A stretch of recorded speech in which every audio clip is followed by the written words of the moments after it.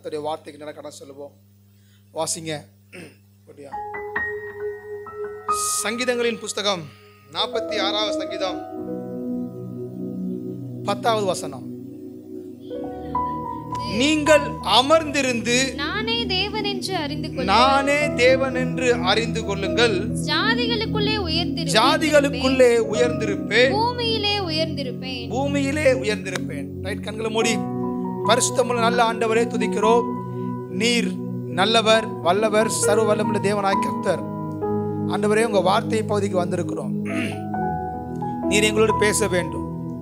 நீர் எங்களோடு எங்களை ஆற்ற வேண்டும், எங்களை திடப்படுத்த வேண்டும், எங்களுடைய குறைகளை எடுத்து சொல்ல வேண்டும், எங்களை கண்டிக்க வேண்டும், எங்களை திருத்த வேண்டும், எங்களை பலப்படுத்த வேண்டும், எங்களை சீர்படுத்த வேண்டும், எங்களை ஆண்டவரை ஸ்திரப்படுத்த வேண்டும். அப்படிப்பட்ட வார்த்தைகள் வெளிப்படுவதாக. ஆவியானவர் சொல்லுவதை காதொருவன் கேட்கும்படிக்கு ஒவ்வொருடைய காதுகளை கர்த்தர் திறப்பாராக. லீதியாவுடைய இருதயத்தை தந்த தேவனாய் கர்த்தர் ஒவ்வொரு இருதயத்தை திறப்பாராக. இந்த வார்த்தையை பதிக்கிறமாக கிரியை செய்கிற எல்லா கரணத்திற ஆவியுடைய கிரியைகளை நான் நசரனாகிய இயேசு கிறிஸ்துவின் நாமத்தில் முறியடிக்கிறேன். சத்துருக்களுடைய கிரியைகள் ஒன்று வாய்க்காத போகட்டும். ஆண்டவரே, பெரிய காரியங்கள் செய்யுங்க. நீங்க மையப்படணும். உங்களுக்கு சித்தமில்லாத ஒரு வார்த்தை வெளிப்படக்கூடாது. இயேசுவின் நாமத்தில் பிதாவே, ஆமென், ஆமென். இந்த வருடத்தின் 6வது மாதத்தில் வந்திருக்கிற இறுதி காலத்தில் வந்திருக்க நமக்கு கர்த்தர் நம்மிடத்தில் எதிர்பார்க்கிற காரியம் அமர்ந்திருக்க வேண்டும். ஐ திங்க் இதே வாக்குத்தத்தை கூட நம்ம 7வது மாதத்துக்கான வாக்குத்தம் எடுத்துக்கொள்ளலாம் என்று ஆவியான காலில் ஏவினார். ஒரு வாரமாகவே கர்த்தரிடத்தில் இடைப்பட்ட காரியம் அமர்ந்திருந்து அமர்ந்திருந்து அமர்ந்திரு அமர்ந்திரு அமர்ந்திரு. வாரம் சபைக்கு என்ன வார்த்தை கொடுக்க வேண்டும் சொல்லும் போது கர்த்தர் சொன்ன வார்த்தை அமர்ந்திருக்க வேண்டும். அபி அமைதியா இருக்கப்பா. அப்ப தேவன் நம்மிடத்தில் எதிர்பார்க்கிற காரியம் என்ன? நாம இன்னும் தேவனை பற்றி அறிந்து கொள்ள வேண்டும்.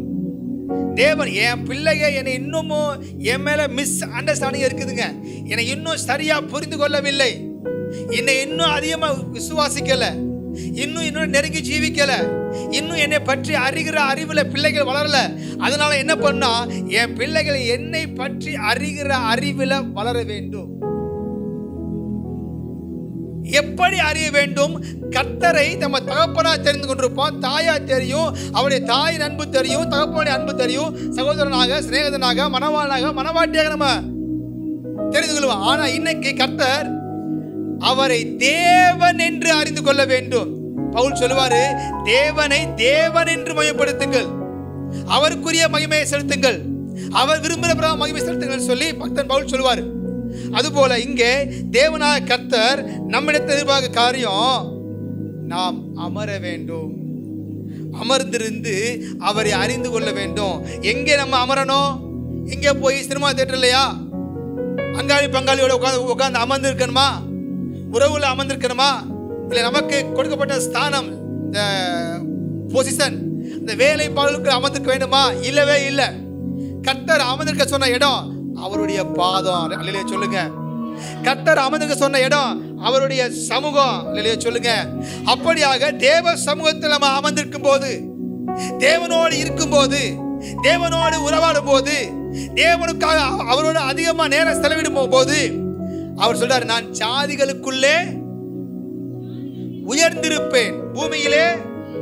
அப்ப என்னன்னா, ஆண்டவர் என்ன பண்றாருன்னா, நம்ம வாழ்க்கையில நம் மூலமாக அவர் உயர்வடைய வேண்டும் என்று எதிர்பார்க்கிறார்.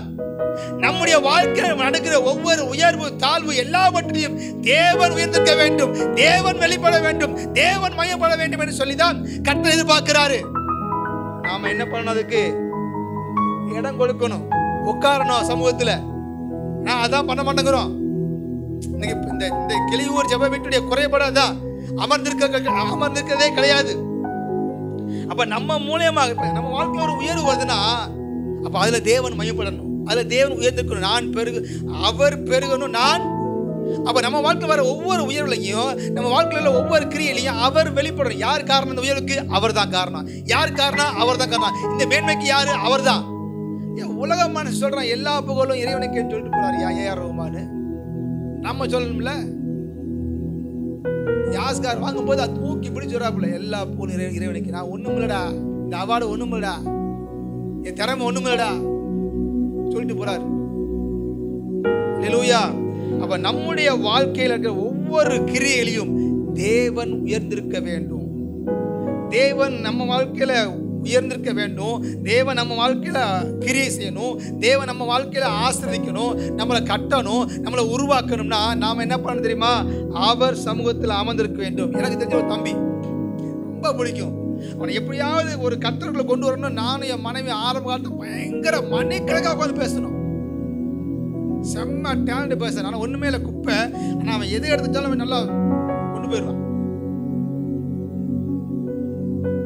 ஆனால் அவனுடைய வாழ்க்கையில ஒரு காலேஜ் பருவமாகட்டும், அதுல தேவன் மகிமைப்படலை. அவன் வாழ்க்கையில ஒரு திருமண காரியமாகட்டும், தேவன் அதுல மகிமைப்படலை. அவன் வாழ்க்கையில ஒவ்வொரு இன்சிடென்ட்டை பார்த்து, ஆனால் நல்ல ஒரு பாருங்க, திடீர்னுடா அம்மா அப்படின்னு சொன்னா உடனே அம்மா பத்தி பாட்டு எழுதி அவன் வந்து பயங்கர ஃபேமஸா பாடுவான். அப்படியே நம்ம உருவ வச்சிருவான். கர்த்தருடைய அன்பு அப்படி ஒரு டைட்டில் கொடுத்தீங்கன்னா உடனே பாட்டு எழுதுவான். அந்த மாதிரி போட்டியில் அவன் கலந்து கொண்டு ஜெயிச்சிருக்கான். காலேஜ்ல எல்லாம் சடனா வந்து ஒரு டைட்டில் கொடுப்பாங்க காலேஜில் பயங்கர ஃபேன் அவனுக்கு. நான் ஜீவியம், ஆவிக்குரிய ஜீவியம், நல்ல பையன், நான் குறை சொல்லலாம். ஆனால் தேவனோட கொண்ட உறவுல தேவன் அவன் வாழ்க்கையில மகிமைப்படலாம். பார்த்தேன் அவன் மேரேஜ் போகும்போது அவன் வாழ்க்கையில தேவன் மகிமைப்படலையே. செம்ம டேலண்ட். அவன் மட்டும் கர்த்தருக்குள்ள வந்தானா இப்போ சுயத்தான் ஓடிட்டு இருக்கிறான். நான் சொல்லிட்டு சுயத்துல ஓடுறடா, கொஞ்சம் கர்த்தர்ட்ட வாடா, கொஞ்சம் கர்த்தர் விட்டு கொடுத்து பாடுறா. அப்ப நாம தேவன் நம்மிடத்துல எதிர்பார்க்கிறது அமர்ந்திருக்க வேண்டும். போய் சொந்தக்காண்ட உட்காந்து அமர்ந்து ஊருக்கு கதையா பேசுவோம். நான் தேவனோட உட்காந்து பேச மாட்டோம். 24/7. ஏன் நாம 48 மணி நேரம் வந்தா 48 மணி நேரம் வேலை பார்ப்போம். ஆனா தேவ சமூகத்துல அமர்ந்திருக்க மாட்டோம். வேலை பாருங்க, வேணான்னு சொல்லல, தேவ சமூகத்தில் அமருங்க. சரி, அமர்ந்திருக்கிறது என்றால் என்ன அப்படின்னா, நம்ம வாழ்க்கையில வருகிற பிரச்சனைகள் வரும், போராட்டங்கள் வரும், பயங்கரமான சூழ்நிலைகள் எல்லாமே, கடல் படகு மூழ்கத்தக்கதாக ஒரு சூறாவளி போன்ற காற்று சீசன்ல வந்துச்சு. அதுபோல எப்பேற்பட்ட பிரச்சனை வந்தாலுமே தேவ சமூகத்தில் அமர்ந்திருக்கிறது என்றால் அந்த பிரச்சனை மத்தியில விசுவாசம் வைத்து பதறாமல் எல்லாவற்றையும் கர்த்தர் பார்த்துக் கொள்வார். விசுவாசம் இருக்கு பார்த்தீங்களா, அதுதான் அமர்ந்திருத்தல். அப்படி ரிலாக்ஸா போய் உட்காந்து தேவ உட்கார மத்தியில பிரச்சனை நேரத்துல தேவ சமூகத்தை போய் உட்காந்து ரிலாக்ஸா ஒரு ஆராய்ச்சிட்டு இருக்கு பார்த்தீங்களா, பிரச்சனைய மைண்ட்ல ஏத்தாம, அதுக்கு பேரு தான் அமர்ந்திருத்தல். பதற்றப்படாம இங்க இருக்கிறீங்களா, நான் சொல்லுவேன், ஜெபம் பண்ணுங்கப்பா, ஜெபம் பண்ணுங்கடா, ஜெபம் பண்ணுங்கம்மா, சரியா போகும். அது நாங்க பண்ணவே மாட்டோம்ல. எப்படி நீங்க ஜெபம் பண்ணி பாருங்க, அமர்ந்து தேவ சமூகத்தில் அமர்ந்து பாருங்க. நீங்க ஜெப குறைவு காணப்படுகிறது. தேவனோடு செலவிடுங்கள். நீங்க சபை கூடுகை ஓகே, உபவாச கூடுகை வர்றீங்க, கண்ணில் ஜெபம் வர்றீங்க, எல்லாம் சொல்ல, தனிப்பட்ட முறையில தேவனோடு எவ்வளவு செலவு பண்றீங்க, அதான் முக்கியம். ரைட். அப்ப அமர்ந்திருக்கும் போது நானே தேவன் என்று அறிவீர்கள். வாசிங்க யாத்திராகமம் 14ஆம் அதிகாரம் 13-14. அப்பொழுது மோசே ஜனங்களை நோக்கி பயப்படாதிருங்கள், நீங்கள் நின்று கொண்டு, அதான் முக்கியம், ஸ்டாண்ட் வித் காட், நின்று கொண்டு இன்றைக்கு கர்த்தர் உங்களுக்கு செய்யும் ரட்சிப்பை பாருங்கள். இன்றைக்கு நீங்கள் காண்கிற எகிப்தியரை இனி என்றைக்கும் காண மாட்டீர்கள். போதும், நின்று கொண்டு, do not afraid, பயப்படாதிருங்கள், ஸ்டாண்ட் ஸ்டில், நீங்க நில்லு, ஜஸ்ட் அமருங்க, நில்லுங்க, கர்த்தரிடத்துல, கர்த்தர் முன்பா நில்லுங்க. and see the salvation of the Lord, கர்த்தருடைய ரட்சிப்பை பார்ப்பீர்கள். இந்த சம்பவம் நமக்கு தெரியும். இஸ்ரவேல் ஜனங்கள் அடிமையா இருந்தாங்க. 430 வருஷம், சுமார் 430 வருடங்களாக எகிப்தில் அடிமையா இருந்தாங்க. அந்த அடிமைத்தனத்திலிருந்து ஜனங்களை விடுதலை பண்ண வேண்டும் என்று சொல்லி ஜனங்கள் எல்லாரும் கூக்குரல்றாங்க. கர்த்தருடைய சந்நிதியில் அவங்களுடைய கூக்குரல் போய் விழுகுது. உடனே கர்த்தர் ஒரு ரட்சகனாகிய ரட்சகன் மோசே எழுப்புகிறார். மோசே போய் என்ன பண்றான்? மோசே போய் என்ன பண்றான்? பார்வோன்ட்ட பேசும்படி ஆண்டவர் கேட்கிறார். கேட்கிறாரா? யாத்திராகமம் 5:2 வாசிங்க. அதற்கு பார்வோன் நான் இஸ்ரவேலை போகவிட கர்த்தரின் வார்த்தையை கேட்கிறதற்கு அவர் யார்? யாரா உங்க கடவுளே? நீ சொன்னா கேட்டனுமா அப்படின்னு சொல்லி கேட்கிறா. ஜாதிகளுக்குள்ளே உயர்ந்திருக்கும்படிக்கு உங்க வாழ்க்கையில கர்த்தர் கிரியை செய்ய வேண்டுமா? நீங்க தேவ சமூகத்தில் அமர்ந்திருக்க வேண்டும். இப்ப யாத்திராகமம் 14 வாசிச்சு வருவோம். வாசிங்க. கர்த்தர் உங்களுக்காக யுத்தம் பண்ணுவார். நீங்கள் சும்மா இருப்பீர்கள் என்றால் you shall hold your peace அப்படி போட்டிருக்கு. அப்படின்னா பதட்டம் சொன்ன பார்த்தீங்களா? பதட்டமே இல்லாம ரிலாக்ஸா போய் தேவ சமூகத்தில் உட்கார்ந்துரு. ஒரு வாழ்க்கையில ஒரு பிரச்சனை வருதுன்னா பதறிய காரியம் சிதறும். விசுவாசி பதறாம போட்டுருக்கு. பதறாம உட்கார்ந்து தேவ சமூகத்தில் அமருங்க. ஒரு குறிப்பிட்ட சூழ்நிலை ஒரே அலைச்சல், அங்கே போய் இங்கே போயிட்டே இருந்தேன். அப்போ போயிட்டு இருக்கும்போது காரில் போயிட்டு ஆண்டவரே என்ன எங்கே போகிறத புரியல ஆண்டதுல ஒரு சின்ன உடனே ஒரு கிளிப் ஆர்டர் கொடுத்தார். ட்ரேஸ் பண்ணி பார்த்தா அந்த இடத்துல இருக்குது. ஒரு பொருள் காணாமல் போச்சு. எங்கே இருக்கு அந்த உடனே ஆண்டவரை கேட்க கார் ஓட்டு இருக்கும் போது அந்த பொருள் காணாமே ஆண்டவரே எங்கே போச்சு? அப்போ ஆண்டக்கு ஒரு கிளிக் ஒரு கிளான்ஸ் ரிகல்ஸ் பண்ணி பார்த்தா அந்த இடத்துல ஒரு பொருள் கன்ஃபார்ம் ஆயிடுச்சு. அல்லேலூயா. பதற்றம் இல்லாமல் piece. You shall hold your peace. பாருங்க, இப்ப பார்வோன் சொல்றான், யாரா உங்க தேவன்? உங்க தேவன் யாரு? அப்ப நான் கேட்கிறேன், ஏன் இங்க தேவன் உடனே இவன் விடுதலை பண்ணலன்னா ஏன் ஜாதிகளுக்குள்ளே ஆண்டவர் உயர்ந்திருக்க வேண்டும்? பார்வோன் சொல்றான், பார்வோனிடம் கர்த்தர் யார் என்பதை அறிந்து கொள்ள வேண்டும். அவன் போய் மோசே போய் கேட்கிறான், பேசுறான், ஆனா விடவே இல்லை. ஒரு தடவை சரி சொல்லி விடுறான். சின்ன வாதையில கர்த்தர் அனுப்புறார். 10 விதமான வாதையில அனுப்புறார். ஒவ்வொரு வாதைக்கு அவன் இறங்கி வர்றான். ஆனாலும் நீங்க வாசித்தீங்கன்னா தேவன் என்ன பண்ணாரு? பார்வோன் இருதயத்தை கடினப்படுத்தினார். ஏன் எதிரிகளுடைய இருதயம் எத்தனை முறை நம்மளை வீழ்த்தணும், எப்படியாவது நம்மளை கீழே தள்ளணும், எப்படியாவது மேற்கொள்ள வேண்டும், எப்படியாவது இவனுக்கு ஒரு அவமானத்தை உண்டாக்கணும், எப்படியாவது ஜெயில தள்ளணும்னு முயற்சி பண்றாங்க. ஏன் திரும்ப தோத்து திரும்ப ஏன் எதிரியுடைய இருதயம் கடினப்படுது? இந்த பார்வோன் இருதயம் அப்படிதான் கடினப்பட்டுச்சு. எத்தனை தடவை மூக்கு உடைஞ்சாலும் அவனை என்னைக்காவது ஒரு நாள் வீழ்த்தி அவனை ஏன் எதிரி திரும்ப வர்றான்? எதுக்கு தெரியுமா அவன் இருதயம் கடினப்படுது? ஓ மூலமா கர்த்தர் கிரியை செய்யணும். நாங்க ஆராதிக்கிற தேவன் யார் என்பதை நீ புரிந்து கொள்ளணுக்காக தான் உன் இருதயம் கடினப்படுது. பார்வோனுடைய இருதயம் கடினப்படுது. எதுக்கு கடினப்படுதா? தேவனுடைய மகத்துவத்தின் வல்லமையை பார்வோன் பார்க்கணும். அதிலேயே சொல்லுங்க. அதே நேரத்துக்கு தான் ஆராதிக்கிற ஜனங்கள், தம்மை நம்பி வந்திருக்கிற ஜனங்களுக்காக கர்த்தர் செய்கிற யுத்தத்தை ஜனங்கள் நின்று பார்க்க வேண்டும் என்பதை அறிவதற்காக தான் பார்வோனுடைய இருதயத்தை கர்த்தர் கடினப்படுத்துறார். சில நேரத்தில் நம்ம சுற்றியுள்ள மனிதர்கள் நமக்கு எழுதும்போது திரும்ப எழுதும்போது காரணமே இல்லைங்க, ஒரு தீமை செய்யவே இல்லைங்க, ஆனால் நம்மளை பகைக்கிறாங்க. ஏன் தெரியுமா? அவங்க பகைக்க திரும்ப இருதயம் கடினப்படுறது காரணம் என்னன்னா, நம்ம கர்த்தர் நாமம் மகிமைப்பட போகுது. அல்லேலூயா சொல்லுங்க. அவங்களுக்கு ஒரு தேவன் இருக்கிறாரியா, அவரை தொட்டா கண்மனை தொட்டது போலையா என்று சொல்லி அவர்களை அறிந்து கொள்ள வேண்டும் என்பதற்காக தான் ஜாதிகளுக்குள்ளே அவர் உயர்ந்திருக்கும்படிக்கு கர்த்தர் எதிரியுடைய இருதயத்தை கடினப்படுத்துகிறார். அல்லேலூயா அல்லேலூயா. கர்த்தர் யாருங்கிற ப்ரூஃப் பண்ண போறாரு. நானே தேவன் என்று அறிந்து கொள்வீர்கள். அப்ப தெரியும். சீக்கிரம் ஒரு பிரச்சனை வந்தாதான் தேவன் யாரும் தெரியும். இப்ப பிள்ளைக்கு முடியாம வந்துச்சுன்னா அப்ப என்ன பண்ணுவாங்க? அம்மா பார்த்து உருகி பாதுகாப்பாங்க. தூங்காம அப்பதான் தெரியும் அம்மாவுடைய அன்பு, அப்பாவுடைய அன்பு தெரியும். அப்ப அது போல ஒரு பிரச்சனை வந்தாதாயா கர்த்தர் யாரு, உனக்கா என்ன செய்வாரு உனக்கு தெரியும். பிரச்சனையே வரல வச்சுக்குவே, ஒண்ணுமே சப்புன்னு தான் இருக்கும். அதெல்லாம் கர்த்தர் பாருங்க, திரும்ப இங்க வந்து பார்வோனை கடினப்படுத்த. வாசிங்க, அதுல 5:21 வாசிங்க. அவர்களை நோக்கி, நீங்கள் பார்வோனின் கண்களுக்கு முன்பாகவும் அவருடைய ஊழியக்காரரின் கண்களுக்கு முன்பாகவும் எங்கள் வாசனையை கெடுத்து எங்களை கொல்லும்படி அவர்கள் கையில் பட்டயத்தை கொடுத்தது நிமித்தம் கர்த்தர் உங்களை பார்த்து நியாயம் தீர்க்க கடவர். பாருங்க, மோசே பார்வோன்ட்ட போய் பேசும்போது அங்கே பார்வோன் விடவே இல்லை. உடனே வந்து அங்கே இஸ்ரவேல் ஜனங்கள் மேல உள்ள அந்த தண்டனைகள் அதிகமாகுது. உடனே ஜனங்கள் எல்லாரும் மோசைக்கு விரோதமா எழும்புறாங்க. மோசே நெருக்கும் போது அப்ப அவன் என்ன பண்றது தெரியுமா? அதுல 6:1 வாசிங்க, அதான் முக்கியம். அப்பொழுது கர்த்தர் மோசேயை நோக்கி, நான் பார்வோனுக்கு செய்வதை இப்பொழுது காண்பாய். நான் பார்வோனுக்கு செய்வதை இப்போது காண்பாய். பலத்த கையை கொண்டு கண்டு அவர்களை போகவிட்டு, பலத்த கையை கண்டு அவர்களை தன் தேசத்திலிருந்து துரத்தி விடுவேன். 2 மேலும் தேவன் மோசேயை நோக்கி, நான் யெகோவா. இப்ப பாருங்க, ஒண்ணுல கர்த்தர் மோசேயை நோக்கி. அப்ப நான் 22 வாசிங்களா, 5:22ல.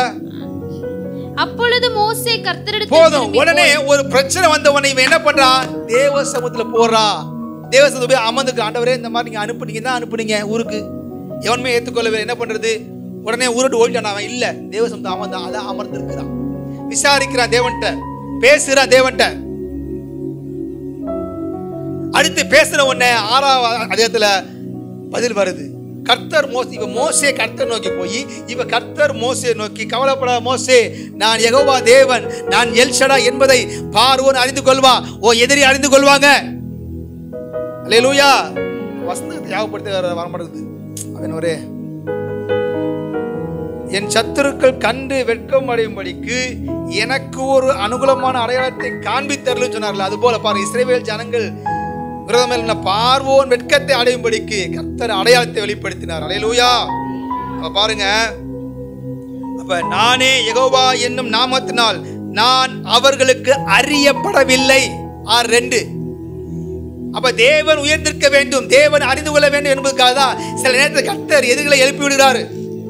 சில நேரத்தில் எதிரிகளை இருதயம் கடினப்படுது. அல்லேலூயா. அந்த கடினப்படுவது நமக்கு நன்மைதான் முடியுமே தவிர தீமையை முடியாது. மாறாக எதிரிக்கு அது தீமையாக முடியும். எதிரி மனம் திரும்பவில்லை என்றால் பார்வோன் படை மூழ்கியது போல அவன் எல்லா விதமான பின்னணிகள், பேக்ரவுண்டுகள், பலன்கள் எல்லாம் மூழ்கி போகும். பார்வோனுடைய தலைச்சவர்கள் சங்கரிக்கப்பட்டது போல மனம் திரும்பவில்லை என்றால் கர்த்தர் நியாய தீர்ப்பு செய்வார். அல்லேலூயா.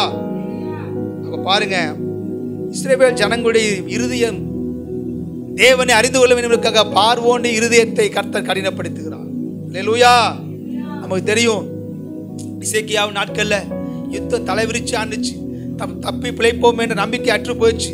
அதாவது பிரசவ வேதனைப்படுற அழுகுவதற்கு கூட பலன் இல்லாத அளவுக்கு அவன் சொல்லுவான். அப்படி போட்டிருக்கோம், பிரசவ வேதனைப்படுறையா, கற்ப வேதனைப்படுறையா, அழ கூட பலன் இல்லையான்னு சொல்லுவான். ஆனா உடனே அவன் என்ன பண்ணுவான்? ஓடி போய் தேவ சமூகத்துல அமர்ந்துருவான், படுத்துருவான். ஐயோ ஆண்டவரே, நீங்க தானே காப்பாத்தன்னு சொல்லிட்டு நாம என்ன பண்ணுவோம்? பிரச்சனை நேரத்துல அங்கங்க அலைவான். நான் பண்ண முடியாதுனா அப்ப அலைஞ்சிருக்கும் போது என்னட்ட ஒரு வார்த்தை கூட கேட்கவே இல்லையா ஒரு குரல் கேட்டுச்சு. அப்ப ஆண்டவர் சொல்லுங்க, அப்பதான் கிளிப் வருது, இல்லையா சொல்லுங்க. அப்ப தேவன்ட்ட போய் தேவ சமூகத்துல அறிவிக்கிறான். அவனுடைய ஊழியக்காரன் ஏசையாவிட்டே அறிவிக்கிறான். ஏசையாவும் ஜெபம் பண்றான். ஜெபம் பண்ண உடனே பாருனா கர்த்தர் ஒரு தூதனை அனுப்பி 1,86,000 சங்கரிக்கிறார். அல்லேலூயா. கர்த்தருடைய கிரியை அவன் எதிர்க்கு எப்படா தோத்தம்னு தெரியல. மண்டை பிச்சு போய் இவனை ஒவ்வொருத்தரையும் போய் பிடிச்சு கொடுக்க ஒண்ணுமே நடக்க மாட்டேங்குது. மண்டை பிக்குதாங்க. அல்லேலூயா. அல்லேலூயா. அப்ப கர்த்தரிடத்துல போய் அவனுக்கு ஒரு மரண காலம் வருது, நீ செத்துருவேன்னு சொல்றாரு. உடனே என்ன பண்றான்? ஓ ஐயா அம்மா நான் செத்துருவேன், பொண்டாட்டி நான் செத்துருவேன், என் பிள்ளை செத்து அழுகல போய் உட்காந்து தேவ சமூகத்துல அமர்ந்திருக்கிறான் எசேக்கியா. மரணம் நியமிக்கப்பட்ட நாளை கூட கர்த்தர் அப்படியே மாற்றி போடுறார். அல்லேலூயா. நமக்கு விரோதமாகவும் கையெழுத்தால் நமக்கு விரோதமாக கையெழுத்தை குலைத்து போடுவார். பிசாசு நம்ம என்னதான் முறிச்சல மரணத்தின் அவர் என்னதான் வந்தாலும் சரி கர்த்தரை மாற்றி போட வல்லமையுள்ளவர். மாற்றி போடணும்னா நீங்க தேவ சமூகத்தில் அமர்றோமா? ஒரு பிரச்சனைக்கு அமர்றோமா? ஒரு தேவன் நம்ம வாழ்க்கையில் காணப்படுற தேவைக்காக அமர்ந்துறோமா? அமர்ந்து இருந்தோம்னா நானே தேவன் என்று கர்த்தருடைய வல்லமையை நம்ம பார்க்க முடியும். கர்த்தருடைய பராக்கிரமத்தின் மகிமையை பார்க்க முடியும். நாம உட்கார்றது கிடையாது. சரி, அமர்ந்திருத்தல் எப்படிங்க அமர்ந்துக்க சொல்றீங்க அப்படின்னா வாசிங்க 131:2 சங்கீதம். எப்படி அமர்ந்திருத்தல் நான் சொல்றேன். நான் இவளே சொல்லலாம், இன்ட்ரோடக்ஷன் தான். இப்பதான் நம்ம செய்திகளை போறோம். தாயின் பால் மறந்த குழந்தை போல நான் என் ஆத்துமாவை அடக்கி அமர பண்ணினேன். என் ஆத்துமா பால் மறந்த குழந்தை போல் இருக்கிறது. நான் ஆராதனை சொன்னேன், ஒரு குழந்தை பால் குடிச்சிட்டே இருக்குது. அந்த குழந்தைய பால் நிப்பாட்டோம்னா தாயால் என்ன கவனிங்க, தாயால் என்ன பண்ணுவா, அந்த குழந்தைய முன்னாடி தாயை தூக்கி அப்படியே அணைச்சிக்கிட்டே இருப்பா. சபைக்கு வந்த புருஷல அப்படியே ஆண்டவங்களை அணைச்சு தேற்றுவார், ஆற்றுவார், கை அப்படியே இருப்பார். ஆனா ஒரு குறிப்பிட்ட சூழ்நிலை வந்த உடனே கர்த்தர் கைவிட்டது போல இருக்கும். இங்க அப்படிதான் குழந்தை பாருங்க, இந்த அம்மா வந்து கீழே விட்டுருவா, அழுகும், தாய்ப்பாலுக்காக அழுகும். சில நேரத்தில் பார்த்தா அந்த கசப்பான இதை வச்சு கொடுப்பாங்க. அம்மா என்ன பண்ணுவாங்க, தாத்தா பாட்டி விட்டுட்டு போயிடுவாங்க. நைட்டு பிரிச்சு வைப்பாங்க. ஐயோ எங்க மேல அம்மா மேல என் மேல அக்கறையே இல்லைன்னு இந்த பிள்ளை அழுகும், அப்படியே ஏங்கும் பாருங்க. அப்படியே என் அம்மா இந்த பிள்ளை பார்க்கும், இந்த அம்மா கண்டுக்காம மாதிரி போவான். குழந்தை பார்க்கும், அழுகும், கண்டுக்காம மாதிரி போவா. அந்த அளவுக்கு ஒரு ஏக்கத்தோட, ஐயோ கர்த்தர் எனக்காக கிரியை செய்ய மாட்டாரா, எனக்காக யுத்தம் செய்ய மாட்டாரா, கர்த்தர் நீ ஆசிக்க மாட்டாரான்னு சொல்லி ஏக்கத்தோட தேவ சமூகத்தில் அமரணும். ஒரு அப்பா பிள்ளையும் நடந்து போவாங்க. அந்த வீடியோ நான் காட்டுறேன். அப்பா பிள்ளை நடந்து போகும்போது பார்த்தீங்கன்னா ஒரு கம்பா இது கயிறா இருக்கும். அப்பா நமக்கு இந்த தாண்டி போயிடுவாரு. இந்த பிள்ளை நின்று தடுமாறும், கத்தும். இவன் கண்டுக்க போய் உட்காந்து சொல்லிடுவான். கத்தும், எடுத்து போட போக முடியாது.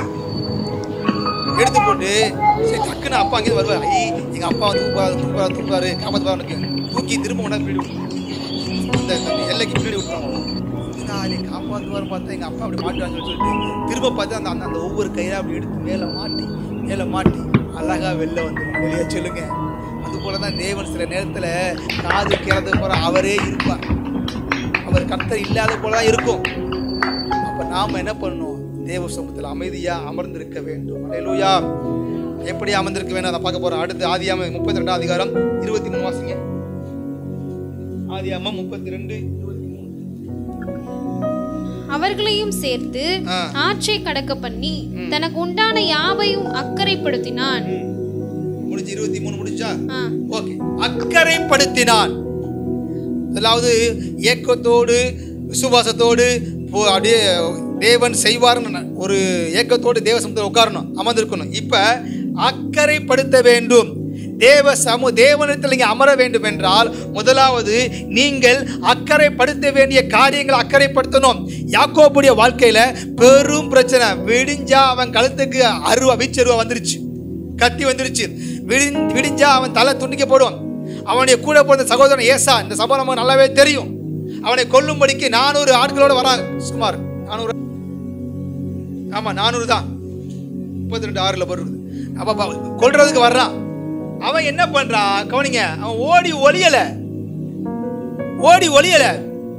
என்ன பண்றது தெரியுமா, அவனுடைய மனைவி, அவனுடைய பிள்ளைகள், அவனுக்கு உண்டான எல்லாவற்றையும் அக்கறைப்படுத்திட்டு இக்கரையில் நிற்கிறான். அப்ப அக்கறைப்படுத்த வேண்டும். அருமையான தேவ ஜனங்களே, உங்களுக்கு உண்டான வேலை அக்கறைப்படுத்தணும். தேவ சமூகத்தில் உட்காரணும்னா, அமர்ந்திருக்கணும்னா, சில நேரத்துல வேலைக்கு லீவு கூட போட்டு உபவாசத்து வா. வேலையை ஒதுக்கு. வேலையை விட சொல்லல, வேலை எப்ப விடுச்சா அப்ப விடணும். முன்னேற உழுது அழைக்குமோ விடணும். அக்கறைப்படுத்துவோம் வேலைய. சில மனிதர்கள், உறவுகள், அது மனைவியா இருக்கலாம், மனைவி விட்டான இல்லையா, ஆசாசியா பிறந்த பிள்ளை யாக்கோபு, இது யோசேப்பு, அதை விட்டான இல்லையா, எல்லா பிள்ளையும் விட்டுட்டான். ராகேல்னு சாகல் நினைக்கிறேன்.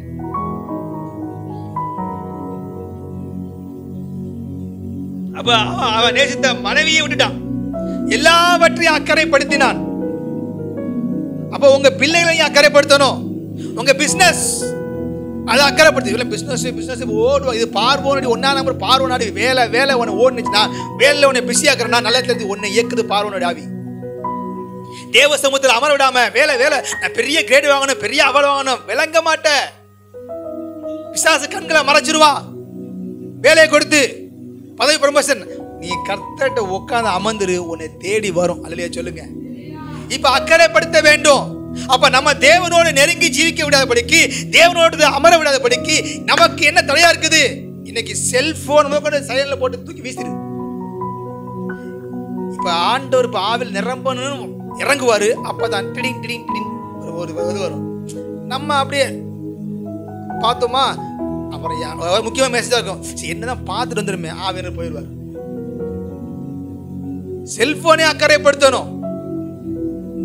என்ன பண்றா? அப்ப நமக்கு அதாவது தேவனோடு நெருங்கி ஜீவிக்க செல்வகுமாரனே ஆண்டவருடைய பார்க்கணும் என்று சொல்லி 7 நாள் தேவ சமூகத்தில் காத்திருந்தாராம். அப்பா சொன்னாராம், நான் வீட்டுக்குள்ள போறேன், யாரும் உள்ள திறக்காதீங்க.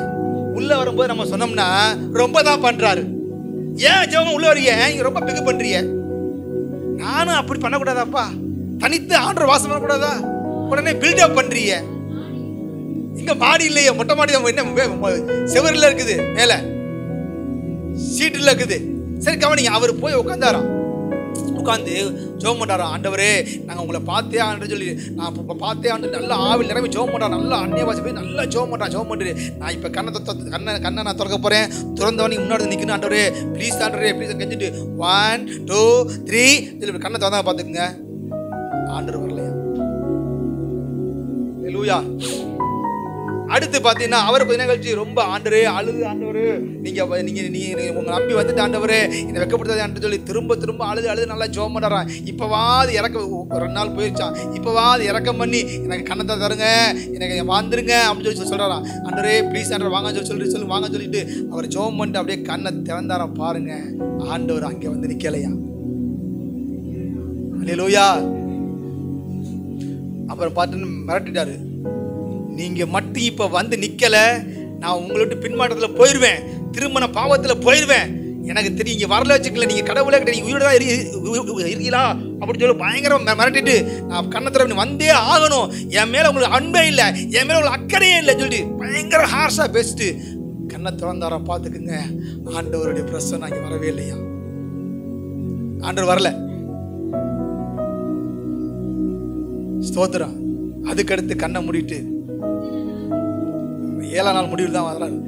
அடுத்தது கண்ணை மூடிட்டு ஜெபம் பண்றாராம். ஆண்டவரே தயவு செய்து இப்போ நீங்கள் வந்துருங்கன்னு சொல்லிட்டு ரொம்ப ஜெபம் பண்ணுறாராம். அவரும் என்னென்னமோ சொல்லி, நான் ஒரு ஊழியக்காரன் அல்லவா, நான் ஒரு எஜமான பார்க்கணும்ல அப்படின்னு சொல்லி ஜெபம் பண்ணுறாராம். அப்பவும் ஆண்டவர் வரலையா? கடைசியாக வந்து உட்காந்துட்டு அவர் அழுது, ஆண்டவரே வேலைக்காரன் எஜமான பார்க்கலன்னா பெரிய விஷயம் இல்லை ஆண்டவரே, ஊழியக்காரன் தன் பாச பகலாம் பெரிய ஆண்டவரே, நான் பிள்ளை ஆண்டவரே, அப்பன் பேர் தெரியாத பிள்ளை எங்கேயா பார்த்துருப்பில்ல ஆண்டவரே, அப்பனை பார்க்காத பிள்ளைங்க இருக்குமா, நான் பிள்ளையா நிற்கிறேன் ஆண்டவரே, தயவு செய்து ஏன் இறக்க செய்யும்போது பிள்ளை, நான் பிள்ளை அப்பான்னு சொல்லி கூப்பிட்டாராம். பாருங்க, கண்ணை திறந்தாராம். கண்ணை திறக்க கூட முடியலையா?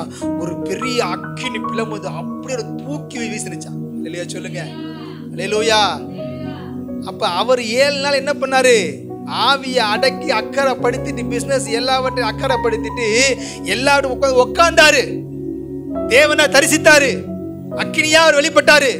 நாம ஒரு லீவ் வந்துச்சுன்னா எங்கேயா போவான், அங்கே போவான், இங்கே போவான். உட்கார்ந்து உபவாசம் போட்டு ஜெபம் பண்ணுங்க. உபவாசம் என்ன தெரியுமா? நல்லா சாப்பிடாம வந்துட்டு ஒரு வீட்டு வேலை பார்க்கறது கிடையாது. உபவாசம் என்றால் உப கூட்டல் வாசம். உப என்றால் தேவன் என்று அர்த்தம். வாசம் என்றால் சஞ்சரிக்குது என்றது. அவரோடு இருக்குதான் உபவாசம். நீ சாப்பிடாம இருந்துட்டு அம்பூட்டு வேலை பார்த்துட்டு அது பேர் பட்டினி. குறைஞ்சது கேவலமா 2.5 மணி நேரமா உட்காரணும், 3 மணி நேரம் உட்காரணும் தேவ சமூகத்துல. அதுதான் உபவாசம். அப்படி என்ன பண்ணும்? அக்கறைப்படுத்தணும். அடுத்து வாசிங்க 34. சரி 24 வாசிங்க. யாக்கோபு பிந்தி தனித்திருந்தான். அப்பொழுது ஒரு புருஷன் பொழுது விடியும் அளவும் அவனுடனே போராடி. முதலாவது என்ன பண்ணணும்? பால் மறந்த குழந்தையை போல ஏக்கத்தோடு விசுவாசத்தோடு தேவ சமூகத்தில் அமரணும். 2வது அவர் அமர்ந்துக்கணும்னா அக்கறைப்படுத்தணும். 3வது என்ன பண்ணணும்? பிந்தி தனித்திருந்தான். நான் சொல்ல மாட்டேன். அக்கறைப்படுத்தினான். வாசிங்க 2 ராஜாக்கள் 2:9. அக்கறைப்படுத்தினான். இன்னொரு ஆதாரம் பார்த்துருவோம். அவர்கள் அக்கறைப்பட்ட பின்பு எலியா எலிசாவை நோக்கி, நான் உன்னை விட்டு எடுத்துக்கொள்ளப்படும் முன்னே. போதுமா அக்கறைப்பட்ட பின்பு. இப்ப எலியாவும் எலிசாவும் வந்துருக்காங்க. எலியா கொஞ்ச நேரத்தை எடுத்துக்கொள்ளப்பட போறாரு. இப்ப அக்கறைப்பட்ட பின்புதான் எலியா எடுத்துக்கொள்ளப்படுறத பார்த்துட்டு ரெட்டிப்பான வல்லமையை பெற்றுக்கொண்டான். அல்லேலூயா சொல்லுங்க. அப்ப அவனுடைய வாழ்க்கையில அவன் எடுத்துக்கொள்ள பார்ப்பது தடையாக எத்தனையோ மனிதர்கள் இருந்தாங்க. அது எல்லாவற்றையும் விட்டு அக்கறைப்பட்டான். அக்கறைப்பட்ட பிறகுதான் அவனுக்கு ரெட்டிப்பான வல்லமையை பெற்றுக்கொண்டான் எலிசா. எலியா எடுத்துக்கொள்ளதை பார்த்தான். இன்னொரு ஒரு எக்ஸாம்பிள் சொல்லிட்டு போறேன். இப்ப வாசிங்க. அவனை மேற்கொள்ளாததை கண்டு அவனுடைய 24 யாக்கோபு பிந்தி தனித்திருந்தான். அப்பொழுது ஒரு புருஷன் பொழுது விடியும் அளவும் அவனுடனே போராடி. இப்ப அக்கறைப்படுத்தா மட்டும் பத்தாதுங்க. என்ன பண்ணணும்? தனித்திருந்தான். எல்லாவற்றையும் செப்பரேட் பண்ணது மாத்திரம் கிடையாதுங்க. அவன் என்ன பண்ணா? தேவனோடு பிந்தி தனித்திருந்தா. நீங்க என்னைக்காவது தேவனோடு தனித்து உறவாடி இருக்கீங்களா? அப்படி தனித்து நீங்க இருந்தீங்கன்னா எவ்வளவு நேரம் உருவாடிக்கீங்க? நம்ம வாய்ச்சம்ல நம்முடைய ஆத்மாவை அடக்கி அமர பண்ண பால் மறந்த குழந்தை போல அப்படியே நீங்க தனித்து அமர்ந்திருந்தீங்கன்னா, ஐயோ கேஸ் அடுப்பு ஆஃப் பண்றேன்னு தெரியலையே, பால் வச்சேன் என்னாச்சு தெரியலையே, ஐயோ கதவு திறந்துருக்குது, நாய் உள்ள வந்துருமே, சோதரம் சோதரம் சோதரம் சோதரம் ஆண்டவரே, அப்பா இன்னைக்கு பேங்க் வர போக வேண்டிய இருக்குது ஆண்டவரே. இது கிடையாது. உன் மைண்டு ஃபுல்லா அப்படி ஆண்டவரோடு இசைந்து தனித்து இருக்கணும். இவனுடைய ஃபோக்கஸ் ஃபுல்லா, யாக்கோபுடைய ஃபோக்கஸ் ஃபுல்லா தேவன் வரணும், தேவனை விடுதலையாக்கணும், தேவனை ஆசிக்கணும், அண்ணன் கையை தப்பிக்கு இப்படி அந்த என்ன நோக்கத்துக்காக செபிக்கலாம் அதை விட்டு உன் மைண்டு லெஃப்ட் அண்ட் ரைட் திரும்ப படிக்க அப்படியே ஃபோக்கஸ் சரியா இருக்கணும். அதான் தனித்திருக்கணும். இப்ப பாரு, தனியா இங்க யாருமே இல்ல, கர்த்தரும் அவனும். இதே போல நாமளும் தேவனும், தேவனும் நாமளும். போன வாரம் பார்த்தா நானும் என் நேசரும் பார்த்தோம். பார்த்தீங்களா? ஒரு சின்ன எக்ஸாம்பிள். இப்ப பாரு, மோசே 40 நாள் தனித்திருக்கிறான். 40 நாள். நம்மளால 40 நிமிஷம் இருக்க முடியல. ஏனோக்கு பாருங்க, வாழ்நாள் முழுவதும் தேவனோடு சஞ்சரித்தான். அவன் வாழ்ற நாட்கள் பார்த்தீங்கன்னா வாழ்நாள் முழுவதும் கிடையாது, 65 வயசுக்கு அப்புறம் நினைக்கிறேன். பாருங்க, 65 வயசுக்கு அப்புறம் போட்டுருக்கு. அப்ப பாருங்க, ஏனோக்கு தேவனோடு பேசுறான், பழகுறான், கைப்பிடித்து நடந்து போறான். நீங்க எப்ப அப்படி பழகுறது? எப்ப நீங்க உட்கார்ந்து இருக்கும்போது தேவ பிரசன்னத்தை உணர்றீங்க? எப்ப தேவனோடு நீங்க பேசுறீங்க? 40 நாள் அவன் சாப்பிடாம தண்ணி குடிக்காம பச்சை தண்ணி பல்ல படல. நம்மளால உபவாசம் இருக்கும்ல, சுகர். நீங்க உபவாசம் நீங்க இருந்துட்டீங்கன்னா, நான் சொல்றேன் வயிறுக்குமா, உங்களுடைய உடல்கள், உங்களுடைய இறைப்பை, உங்களுடைய மலக்குடல் என்னென்ன இருக்கோ, சிறுநீரகமா என்னென்ன எதையும் எல்லா பார்ட்ஸையும் அந்த பிரசன்ஸ் ஆக்குவேட் பண்ணி பசி வராது. நீங்க அதை அனுபவிச்சிருக்கீங்களா அந்த மாதிரி? ஆனா ப்ரேயர் பண்ணி முடிச்சா கப பசிக்க இறக்கலாம்.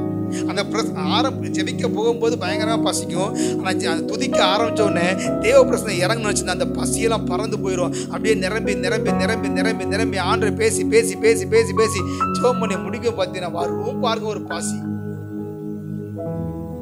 அப்ப அந்த அளவுக்கு நம்முடைய சரீரத்தை அந்த மேகஸ்தம்பம் வந்து மோசையை மூடிருச்சியா? மோசையை மூடிருச்சு. மேகமே மேகமே பாடுறோம் நம்ம, ஐயா சொன்ன போல மேகமே இல்ல. அல்லேலூயா. தனித்திருந்தான். லூக்கா 5ஆம் அதிகாரம் 16 வாசிங்க.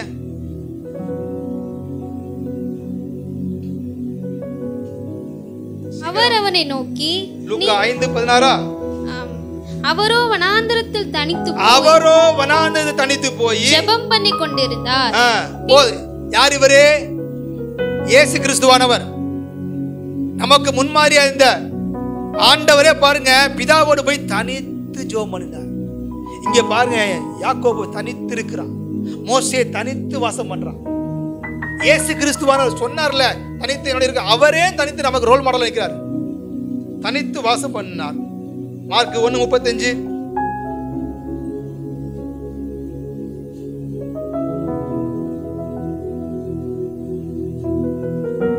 அவர் அதிகாலையில் இருட்டோட எழுந்து புறப்பட்டு வனாந்தரமான ஓரிடத்திற்கு போய், அதிகாலையில போய் தனித்து போய் அவர் ஜெபம் பண்றார். இங்க மார்க் லூக்கா 5:16, லூக்கா 6:12 வாசிங்க. 6:12. அந்நாட்களிலே அவர் ஜெபம் பண்ணும்படி ஒரு மலையின் மேல் ஏறி ராம் முழுவதும் தேவனை நோக்கி ஜெபம் பண்ணி கொண்டிருந்தார். ஒன் நைட், ஹோல் நைட்ல பாருங்க தனியா ஜெபம் பண்றாரு. ஆண்டவர்ட்ட கேட்டு, ஆண்டவரே இனிமே நான் வந்து மாசத்துல ஒரு நாள் தனித்து ஒரு நைட் ப்ரேயர் பண்ண ஆண்டவரே கேட்டு வந்துட்டு இருக்கிறேன். ஆண்டவர் நிச்சயமா தருவாராக, எனக்கு ஒரு ஆசை. அதே மாதிரி உபவாசம் போட்டோம்னா, உபவாசம் போட்டு எவ்வளவு நேரம் இருக்கிறோம்? 1 மணி நேரம் இருக்க முடியல. காலைல ஒரு 10 மணிக்கு 9 மணிக்கு உட்காரனா 1 மணி 2 வெளில வரணும். அதாவது வெளில வரக்கூடாது. இனிமேல் 1 டே ஃபுல் உபவாசம் இருக்கணும் ஆசை. காலைல 9 மணிக்கு தேவ சமூகத்தில் போகிறோம்னா சாயங்காலம் 5 மணி தான் வெளில வரணும். நம்மளால் 1 ஹவர் கூட ஒரு ஹாஃப் அன் ஹவர் உட்கார முடியாதனால ஹாஃப் அன் ஹவர் முடியல. பாருங்க, ஏசாரு ராத்திரி முழுவதும் இவர் ஜெபம் பண்ணாரு. அவன் என்னன்னா மோசே மன்னிக்கணும், அவர் 40 நாள் 40 72 சரி 42 40 24 எவ்வளோ வருது? கணக்கு போடுங்க. 40 × 24 சரி, கிட்டத்தட்ட ஒரு 1000 மணி நேரம் மோசே தனித்து இருக்கிறான், தனித்து வாசம் பண்றான். அது லூக்கா 6:13 வாசிங்களே.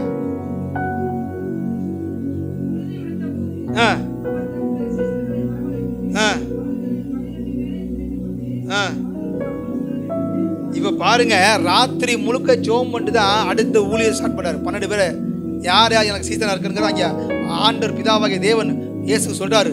சொன்னவன காலில் வந்து பேதுரு மத்தேயு இப்படி வாங்கடா, ஒவ்வொருத்தரும் கூப்பிடாரு. செபதேயு கூப்பிடு, யாக்கோபு வா, யோவான் வா, பர்தலமேயு வா, ததேயு வா, லெபேயு வா, யூதாஸ் கரியேத்தே டே வாடா, அவனை தான் கூப்பிடுறாரு.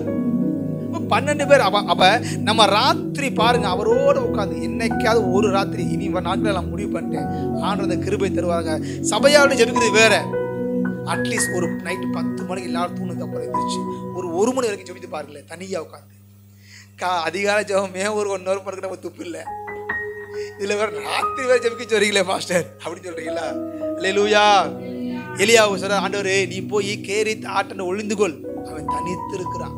உங்களுக்கு தெரியுமா? ஹலோ, தனி ஒரு மனுஷனா பத்மங்கிற தீவில ஜெயிலுக்குள்ள சண்டே சர்வீஸ் நடத்தினான். யாரு? யாவன் கிடையாது, யோவான். அவன் ஒரு ஆள் தான் சண்டே சர்வீஸ். அவன் கத்துரடி நாள்ல அவன் பாருங்க, இன்னைக்கு ஃபேன் இல்ல, லைட் இருக்குமான்னு தெரியல, பக்கத்திலேயே இது இருக்கும், என்னது டாய்லெட் இருக்குதும். யோசிச்சு பாருங்க, அந்த நெருக்கடி சூழ்நிலை தேவனோடு தனித்து வாசம் பண்ணி ஆவிக்குள்ளாகி பரலோகத்துக்கு போய் அங்கே இயேசு கிறிஸ்து பல தரிசனம் காட்டார். இயேசுவே பார்த்தாங்க. அப்ப தனித்து நம்ம இருக்கும்போது அங்கே தனித்து யாக்கோபு வாசம் பண்ணினான், அங்கே தேவதூதனானவர் வெளிப்பட்டார், கர்த்தரே வெளிப்பட்டாரு. இங்கே பாரு, இவன் தனித்து இருக்கிறான். இயேசுநாதர் தனித்து இங்கே இருக்கும்போது ஊழியத்தின் திட்டங்களை கர்த்தர் வெளிப்படுத்துறாரு. அங்கே யோவான் தனித்து ஆராதனை பண்ணும்போது அவன் பரலோகத்தையே காட்டுறாரு. இதெல்லாம் பார்க்கணும். நம்ம எப்ப தேவனுடைய கர்த்தத்துவத்தை அறிந்து கொள்ள போறோம்? தேவனுடைய மகிமையை எப்ப தரிசிக்க போறோம்? சபையே, இப்பவே உன்னால 1 மணி நேரம் உட்கார்ந்து அவரோடு சஞ்சரிக்க முடியவில்லை என்றால் ஆண்டாண்டு காலமாக, யுக யுக காலமாக அவரோடு எப்படி பரலோகம் சஞ்சரிக்க போற? இப்பவே உன்னால 1 ஹவர். ஆனா வேலை சொல்லுங்க, 24 மணி நேரம் பார்ப்பாங்க, சலிக்காம பார்ப்போம். நான் வாழ்த்துறேன், லாஸ்ட் வீக் இல்லைன்னு சொல்லல, இதை விட அதான் முக்கியம். அல்லேலூயா. என்னால 1 மணி நேரம் கூட உட்கார முடியல, ஆவியை அடக்கி அமர முடியல, அடக்கி உட்கார முடியல, வேலையெல்லாம் விட்டு உட்கார முடியல, கண்ட்ரோல் பண்ணி உட்கார முடியல. உன் ஸ்பிரிட் அலக்கழிக்கப்படுது. இங்கே நம்ம ஸ்பெண்ட் பண்ண, இங்கே நம்ம இது இயேசுனால உட்கார்றது, சபையில உட்கார்றது போர் அடிச்சுன்னா அங்கே போய் எப்படி வாழ போற? இங்கேயே இருக்கல, இங்கேயே இருந்துக்க போயிடுற ஆண்டவர். அடுத்து வாசிங்க, லூக்கால விசேஷம் 10:38. பின்பு அவர்கள் பிரயாணமாய் போகையில் அவர் ஒரு கிராமத்தில் பிரவேசித்தார். அங்கே மார்த்தாள் என்னும் பேர் கொண்ட ஒரு ஸ்திரீ அவரை தன் வீட்டிலே ஏற்றுக்கொண்டார். அவளுக்கு மரியாள் எனப்பட்ட ஒரு சகோதரி இருந்தாள். அவள் இயேசுவின் பாதத்தருகே உட்கார்ந்து அவருடைய வசனத்தை கேட்டுக் கொண்டிருந்தாள். வீட்டுக்கு இன்வைட் பண்ணவ, வீட்டுக்கு ஆண்டரை ஏற்றுக்கொண்டவ அக்காக்காரி மார்த்தாள். ஆனா உட்கார்ந்து தேவ சமூகத்தில் அமர்ந்திருந்த வசனத்தை கேட்டது மரியாள். நீங்க தேவ சமூகத்தில் உட்கார்றீங்களா? மரியாதை வந்த உடனே அப்படியே உட்கார்ந்து மெய் மறந்து அவர் பேச பேச பேச பேச இவ அப்படியே கேட்கிறா. அவர் ஒவ்வொரு சத்தியங்களா போதிக்கிறாரு, இவன் மெய் மறந்து கேட்கிற. நாங்களாம் இப்போ ஊழியத்துக்கு வரதுக்கு முன்னாடி எங்கள் பாஸ்விட்டு போனால் 12-1 மணி நேரம் உட்காந்து பேசிட்டே இருப்போம். அவர் வசனத்தை சொல்லிட்டே இருப்பார், சத்தியம் போயிட்டே இருப்பார், உட்காந்து ஆன்னு கேட்டே இருப்போம்.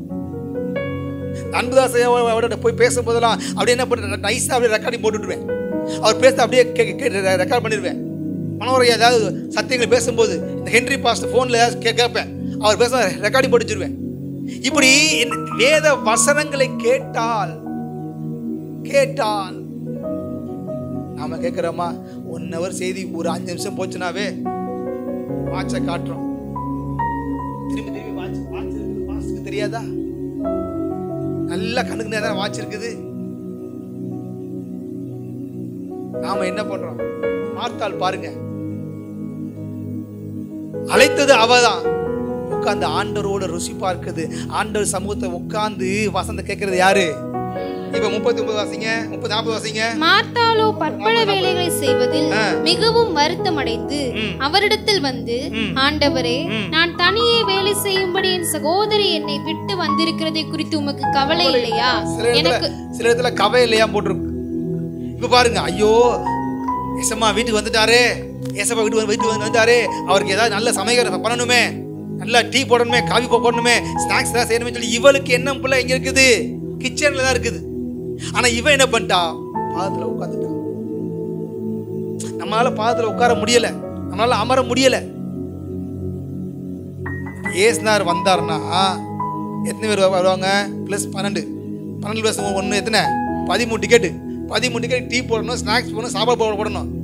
அது முக்கியம் தான், நான் இல்லைன்னு சொல்ல. நீங்கள் வேலை பாருங்க. இப்போ பாருங்க, எனக்கு தெரிஞ்ச ஒரு சகோதரன் இருக்கிறார். நான் அவரை பார்த்துட்டே இருப்பேன். பார்த்துக்குங்க, ஒரு கன்வென்ஷன்னா அவர் அப்படி நடந்துகிட்டே இருப்பார். நடந்துட்டா சாப்பாடு போடு, இங்கே போடு, எங்கே வா, இங்கே வா, இங்கே பாரு, எங்கே வா, அப்படி இப்படி. ஒரு நாள் கூட அவர் உள்ள உட்காந்து தேவசத்தை முன்னதை பார்த்ததே இல்லை. நான் பார்த்துருக்கேன். அந்த மேஸ்திரி வேலை பயங்கரமாக பார்ப்பார் தெரியுமா? அவரு உட்காந்து தேவ சமூகத்தில் தேவன் அந்த சமூகத்தை அனுபவிச்சு நான் பார்த்ததே இல்லை. எத்தனையோ கன்வென்ஷன் போயிருக்கேன், பார்த்து இப்போ வரைக்கும் அவர் அப்படிதான். சிலர் பாருங்க, கன்வென்ஷன் மீட்டிங் வந்தாவே அப்படி வெளில வேலை அப்படி பரபரப்பாக பார்ப்பாங்க. பார்க்கணும், நான் இல்லைன்னு சொல்லலை. அது நீங்க பார்க்கலாம், சோறு போனாலும் எப்படி சாப்பிட முடியும்? அது முக்கியம்தான். அதே போல அதை விட இதுதான் முக்கியம். அப்போ 41 வாசிங்க. எனக்கு உதவி செய்யும்படி அவளுக்கு சொல்லும் என்றால் இயேசு அவளுக்கு பிரதியுத்தரமாக, மார்த்தாளே, மார்த்தாளே, அந்த இடத்துல உங்க பேரை போட்டுக்கங்க. யாராவது பேரை போடுங்க. ஆனா கார்த்தி ஜோசுவா அநேக கவலை, எதுக்குடா கவலைப்பட்டு இருக்கிற? சாப்பாடை குறித்து ஏன் கவலைப்படுற? உணவு குறித்து கவலைப்படுற? உடலை குறித்து கவலைப்படுற? வேலை குறித்து கவலைப்படுற? அநேக காரியங்களை குறித்து. ஐயோ பாண்டியர் வந்தாரு இன்னைக்கு பார்த்து ரேஷன் இருக்குது, நான் போய் கடையை யாரை போய் அனுப்புவேன்? இவ உட்காந்து கேட்டுக்காரு, இவ போய் வாங்கிட்டு கூடாது, கொஞ்சம் போய் அரிசியில இல்ல, டீ தூள் கம்மியா இருக்குதே, சீனி இல்லையே, இப்போ அப்படியே திரிட்டே இருக்கிறா. இவர் அப்படியே ஆவில அவனோட கொடுத்துட்டே இருக்காரு. வந்து சொல்லிட்டா, அடைக்கு பார்த்தா, ஏயா உங்க கவலை இல்லையா? நான் ஒரு ஆளான கஷ்டப்பட்டுருக்கல, 12 பேர் 13 பேர், 10ஆவதுக்கு மார்த்தா நான் இருக்கிறேன், மரியாளுக்கா லாசரு அது அப்பங்காரன், 17 பேர் சமைக்கணும். கொஞ்சமா அக்கறை இருக்குதா என்னை பத்தி? அவ வந்து உட்காந்து நீ பால பேசிட்டே இருக்கிற.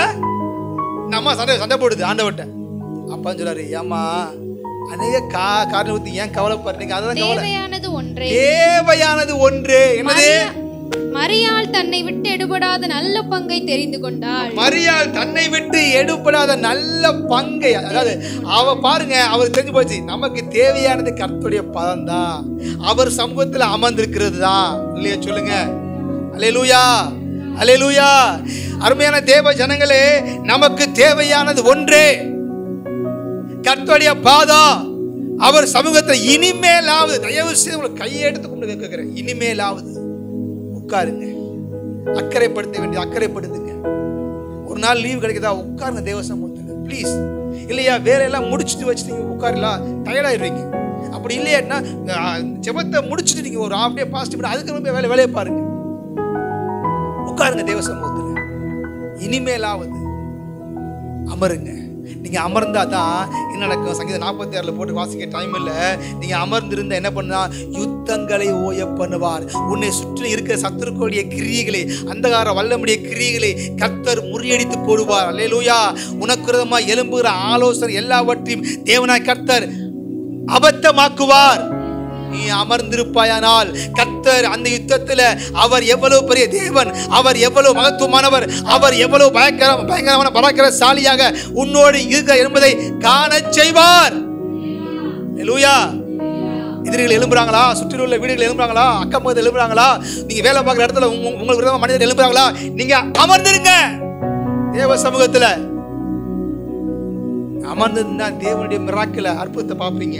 அடுத்து அமர்ந்திருந்தீங்கன்னா என்ன நடக்கும்? ஈட்டியை உடைக்கிறார். உங்களுக்கு நம்ம ஏவப்படுற அந்தகார வல்லமுடைய கிரியைகள், மாந்திரிக வல்லமுடைய கிரியைகள், மனிதர்கள் செய்கிற உங்களை குத்தும்படிக்கு பேசப்பட்ட சாபமான வார்த்தைகள், அவனை அதம் பண்ணிடுவேன், முடிச்சிருவேன், அப்படி பண்ண பயங்கரமான பார்வோன் பாவா அவனை முடிச்சிருந்தா சொல்லி எல்லாம் பார்வோன் பாட ஓடும் பாருங்க.